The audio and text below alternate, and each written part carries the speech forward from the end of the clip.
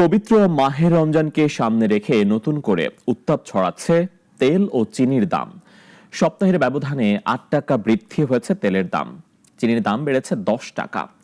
এদিকে সবজির দাম নিম্নমুখী হলেও এখনো আসেনি ক্রেতার নাগালে।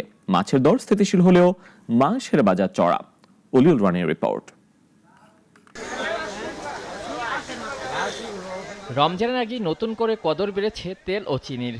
সপ্তাহ ব্যবধানে ১৯৫ টাকার তেল ৮ টাকা বেড়ে ২০৩ টাকা।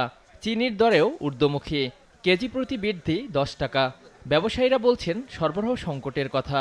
চিনি ছিল ৯৫ টাকা এক সপ্তাহ বা ১৫ দিন আগে, এখন চিনি ১০৫ টাকা। সামনে রমজান আসতেছে, তার আগে আবার শবে বরাত, তার আগেই দেখতেছি চিনির দাম বৃদ্ধি। ডিলাররা বলতেছে ওনাদের গাড়ি সিরিয়ালে আছে, তেল নাই, তেল কিনতে হলে বেশি দাম দিয়ে কিনতে হবে আর কি।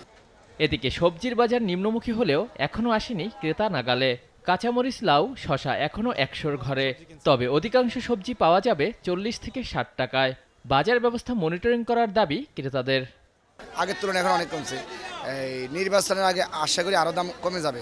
আরো একটু কম থাকলে সবার জন্য ভালো হবে, পাবলিকের জন্য। জনগণের নির্বাচিত সরকার আসলে অবশ্যই ইনশাল্লাহ জিনিসের দাম একটু হলেও কমবে। আমাদের যে বাজার যে কন্ট্রোলিং সিস্টেমটা, বাজার মনিটরিং, এইটার একটু ঘাটতি দেখা যায়। মাছের বাজার স্থিতিশীল হলেও মুরগির বাজার চড়া। সপ্তাহ ব্যবধানে পোলট্রি ও সোনালী কেজিতে বেশি ১০ থেকে ২০ টাকা। পাকিস্তানি ও দেশি মুরগিও কেজিতে বেড়েছে ৩০ থেকে ৪০ টাকা। না বিশ্বাস জনমনে।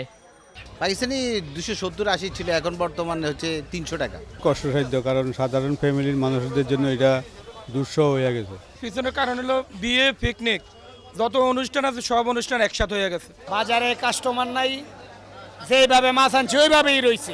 দর আগের মতোই মনে হচ্ছে, মানে এভারেজ, বেশি একটা আপ ডাউন মনে হচ্ছে না। মাছ মাংস যাই কিনতে যান, বাজার করে ব্যাগ ভরে স্বস্তি নিয়ে ফেরার উপায় নাই। তাই ক্রেতারা বলছেন স্বস্তি ফেরাতে ভাঙতে হবে সিন্ডিকেট। অলিউল রনি, নাগরিক, ঢাকা।